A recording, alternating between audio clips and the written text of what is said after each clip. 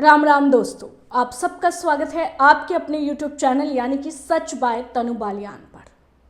और दोस्तों, जिस तरीके से मैं हमेशा कहती हूँ कि इस चैनल का मकसद है आप तक सच पहुँचाना, वो सच जो सरकार आपसे छिपाना चाहती है, वो सच जो मेन स्ट्रीम मीडिया आपसे छुपाना चाहती है। दोस्तों, मेरी आपसे एक अपील भी है, अगर आप चैनल पर नए हैं तो आप मेरे चैनल को तुरंत सब्सक्राइब करें, मेरी वीडियोस को लाइक करें और ज़्यादा से ज़्यादा शेयर करना बिल्कुल ना भूलें। और साथ ही दोस्तों, ये जो पूरा प्रोसेस होता है, वीडियो रिकॉर्ड करना, उसके बाद एडिटिंग, उसके बाद थंबनेल और साथ ही स्क्रिप्ट भी, ये सब कुछ मैं खुद करती हूँ। तो दोस्तों, आप इस यात्रा में मेरा साथ दीजिए, मेरे साथ चलिए। आपके साथ की मुझे बहुत ज़रूरत है, अगर आप नहीं तो मैं भी नहीं। इसलिए दोस्तों, फिर से एक बार अपील कर रही हूं कि अगर आप चाहें तो आप मेरी आर्थिक मदद भी कर सकते हैं, जिससे कि इस चैनल को बढ़ाने में और आप तक सच पहुंचाने में मुझे मदद मिलेगी। दोस्तों, इस देश में रेल की टिकट महंगी है और जान सस्ती है। बुलेट ट्रेन का सपना दिखाना आसान है और नॉर्मल ट्रेन में चढ़ना बेहद मुश्किल है। ढोल पीट पीट कर जनता को न्योता देना बहुत आसान है, लेकिन व्यवस्था करना इस सरकार के बस की बात नहीं है। यहाँ जिंदा लोगों को नहीं बल्कि मृतक लोगों की सुरक्षा की जाती है। पता है आपको क्यों? क्योंकि मौत के आंकड़े बाहर ना आ जाए और सरकार की पोल पट्टी ना खुल जाए और आपको सच ना पता चल जाए। सरकार हिंदुओं का वोट तो चाहती है, लेकिन ये तस्वीर इस बात की गवाह है कि हिंदुओं को नहीं चाहती। दिल्ली में अब ट्रिपल इंजन की सरकार है, लेकिन अफसोस लोग मर जाते हैं, घायल हो जाते हैं और अस्पताल तक पहुंच जाते हैं और रेल मंत्री कहते हैं सब सामान्य है, सब नॉर्मल है। वाह मोदी जी वाह, आपके रेल मंत्री के क्या कहने। दोस्तों, इस वीडियो को पूरा देखिए और जानिए आखिर शनिवार की रात नई दिल्ली रेलवे स्टेशन पर क्या हुआ। दैनिक भास्कर की रिपोर्ट कहती है कि नई दिल्ली रेलवे स्टेशन पर शनिवार रात करीब 9:26 पर भगदड़ से 18 लोगों की मौत हो गई। इनमें 14 महिलाएं और 3 बच्चे भी हैं। 25 से ज्यादा लोग घायल हैं। घटना होती है 9:26 पर और रेल मंत्री 11:36 तक कह रहे हैं सब नॉर्मल है। इससे शर्मनाक क्या होगा? मृतकों को दिल्ली के आरएमएल अस्पताल लाया गया था। स्टाफ सूत्रों के मुताबिक ज्यादातर शवों के सीने और पेट में चोट लगी थी। उनकी दम घुटने से जान चली गई। हादसा प्लेटफॉर्म नंबर 13, 14 और 15 के बीच होता है। महाकुंभ जाने के लिए स्टेशन पर शाम 6 बजे से भीड़ जुटने लगी थी। रात को करीब 8:30 बजे प्रयागराज जाने वाली 3 ट्रेनें लेट हो गई, जिससे भीड़ बढ़ गई। चश्मदीद के मुताबिक गाड़ी का प्लेटफॉर्म 14 से 16 नंबर बदला गया। इससे भगदड़ मची। दोस्तों, एक कुली जो 46 साल से कुली का काम कर रहा है, वो खुद कह रहा है कि मैंने आज तक एक साथ इतनी भीड़ नहीं देखी।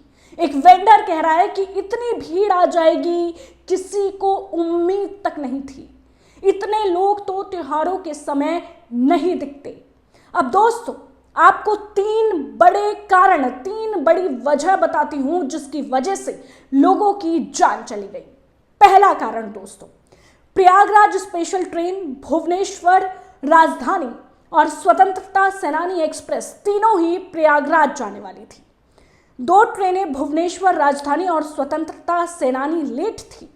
इन तीनों ट्रेनों की भीड़ प्लेटफॉर्म 14 पर थी। जब प्रयागराज स्पेशल ट्रेन यहां पहुंची तभी अनाउंसमेंट हुआ कि भुवनेश्वर राजधानी प्लेटफॉर्म नंबर 16 पर आ रही है।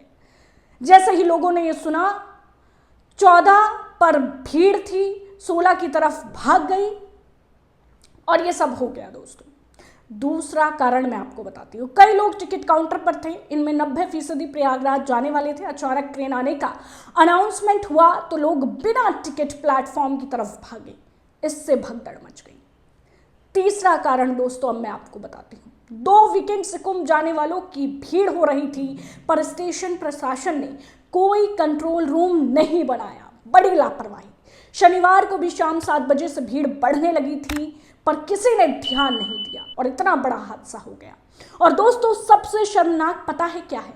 नॉर्थ रेलवे के अधिकारी हिमांशु शेखर उपाध्याय कहते हैं, कल जब ये दुखद घटना घटी उस समय पटना की ओर जाने वाली मगध एक्सप्रेस नई दिल्ली रेलवे स्टेशन के प्लेटफॉर्म नंबर 14 पर खड़ी थी और जम्मू की ओर जाने वाली उत्तर संपर्क क्रांति प्लेटफॉर्म नंबर 15 पर खड़ी थी। इस दौरान प्लेटफॉर्म 14-15 की ओर आ रहा एक यात्री सीढ़ियों पर फिसल कर गिर गया और उसके पीछे खड़े कई यात्री इसकी चपेट में आ गए और ये दुखद घटना घटी। कोई भी ट्रेन रद्द नहीं की गई, ना ही प्लेटफॉर्म में कोई चेंज यानी कि बदलाव किया गया। घटना की जांच की जा रही है। इतना शर्मनाक बयान।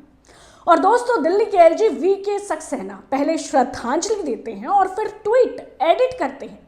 दिल्ली के एलजी वीके सक्सेना ने रात 11:55 पर ट्वीट किया, नई दिल्ली रेलवे स्टेशन पर भगदड़ के कारण कई लोगों की मौत हो गई और कई घायल हो गए।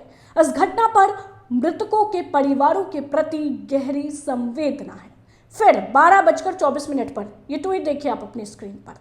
अपने ट्वीट को एडिट करते हुए लिखते हैं, नई दिल्ली रेलवे स्टेशन पर एक दुर्भाग्यपूर्ण घटना घटी है। इस स्थिति को संभालने के लिए मुख्य सचिव और पुलिस आयुक्त से बात की गई है। एलजीवी सक्सेना ने मौतों और संवेदना जताने वाली बात हटा दी, गायब कर दी दोस्तों।